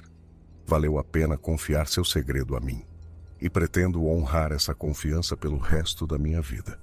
Algumas verdades são perigosas demais para serem compartilhadas. Alguns mistérios devem permanecer sem solução. Algumas filmagens devem ficar trancadas em um cofre, verificadas uma vez por ano e nunca divulgadas para um mundo que não está pronto para elas. O mundo não precisa da minha prova. Está indo muito bem com sua incerteza, seu ceticismo, sua suposição confortável de que o Bigfoot é apenas um mito contado por pessoas que passaram tempo demais sozinhas na floresta. E em algum lugar nas florestas do Tennessee, uma família de criaturas impossíveis também está indo muito bem, protegida pela conservação da terra que Patrícia tornou possível, vivendo suas vidas nos ritmos antigos que sua espécie seguiu desde antes de os humanos andarem eretos. É exatamente assim que deve ser. A filmagem de Sandra Whitmore nunca foi divulgada. A fita mini DV, o disco rígido externo e o CD-ROM permanecem em sua posse, verificados anualmente, mas nunca compartilhados. A propriedade de Patrícia Reis permanece como terra protegida, pertencente a um fundo de conservação que nunca permitirá desenvolvimento ou acesso público. O guarda florestal Marcos Rivera se aposentou do serviço florestal em 2014, após uma carreira distinta protegendo as Smoky Mountains. Seu relatório sobre pegadas excepcionalmente grandes permanece nos arquivos, oficialmente inexplicado. E as trilhas das Great Smoky Mountains continuam a serpentear por florestas que guardam segredos mais antigos do que qualquer humano pode imaginar. Segredos que observam das sombras. Fazem escolhas sobre em quem confiar e depois desaparecem como fumaça no verde infinito. Algumas histórias são verdadeiras, quer alguém acredite nelas ou não. Alguns segredos são guardados pelas pessoas que conquistaram o direito de guardá-los. E algumas criaturas permanecerão para sempre desconhecidas, para sempre escondidas, para sempre protegidas pelo silêncio daqueles que olharam em seus olhos e entenderam que algumas coisas são mais importantes do que a prova.